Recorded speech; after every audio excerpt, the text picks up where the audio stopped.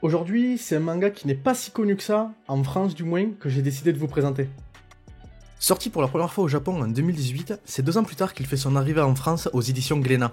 Ce seinen est plutôt intriguant de par son nombre de questions que l'on se pose dès le premier chapitre, tant son univers est mystérieux, mais aussi à cause de l'ambiance à la fois gothique et mignonne. Ouais, c'est perturbant. L'œuvre du duo Somato est actuellement à son 6ème tome au Japon, et seulement 3 sont parus en France pour l'instant. Mais de quoi parle ce manga ?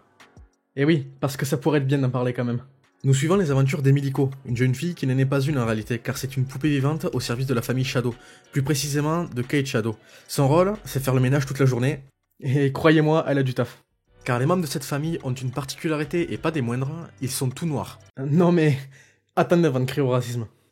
Quand je dis qu'ils sont tout noirs, c'est tout simplement car ils le sont totalement, noirs à tel point que l'on ne peut pas voir leur visage, et on apprend plus tard qu'en réalité, c'est de la suie qui recouvre tout leur corps. Cette même suie qu'Emiliko doit nettoyer chaque jour encore et encore. Bien sûr, la poupée n'a pas été créée dans le seul but de faire le ménage. Mais avant de tout vous expliquer, jetons d'abord un œil sur le tome 1 de Shadow's House.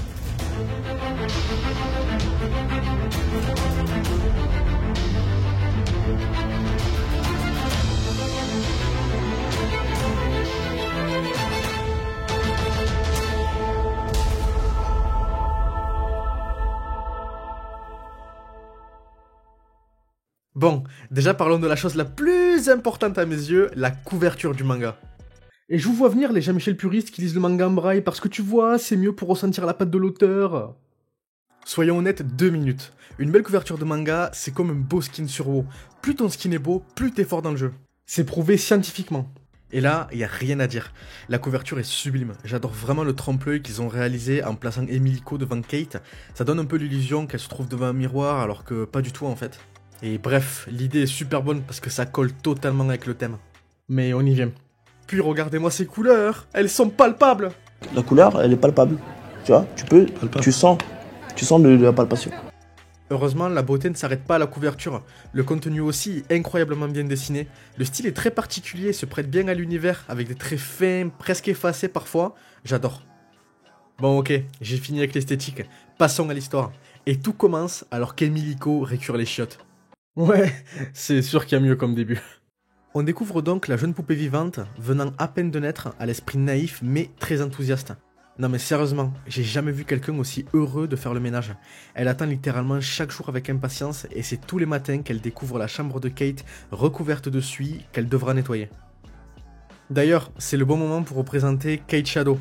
De par sa silhouette, il y a une ressemblance plus que frappante avec Emiliko.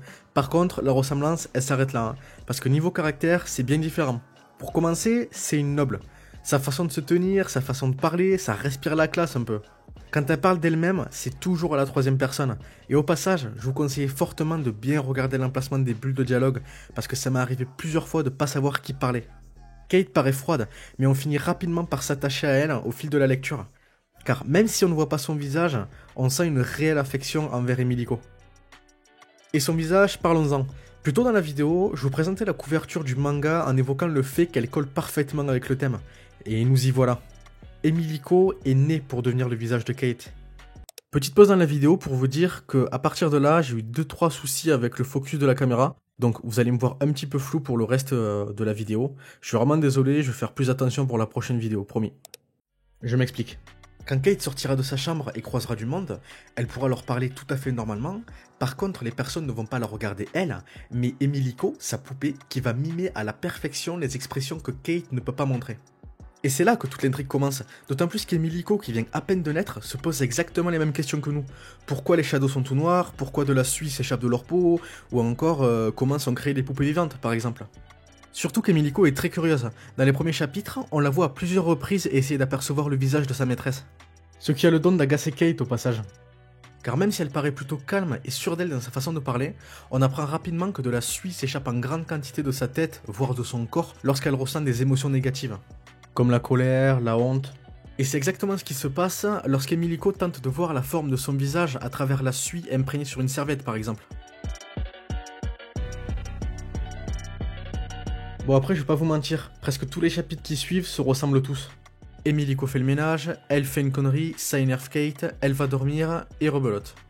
Et quand Emilico devient assez expérimenté pour aller dans les autres pièces du manoir et que d'autres personnages font leur apparition, on se dit qu'on voit enfin le bout du tunnel. Mais non! Non, elle va juste faire le ménage ailleurs. Et en groupe, avec d'autres personnes. Honnêtement, j'ai failli ne pas sortir cette vidéo, car je voyais pas quoi raconter de plus en fait. Puis j'ai lu le tome 2, et là je me suis dit... Quelle idée de merde de faire une série de vidéos où tu ne présentes que le tome 1 des mangas! Oui, en même temps, bien sûr que je me suis dit ça en fait.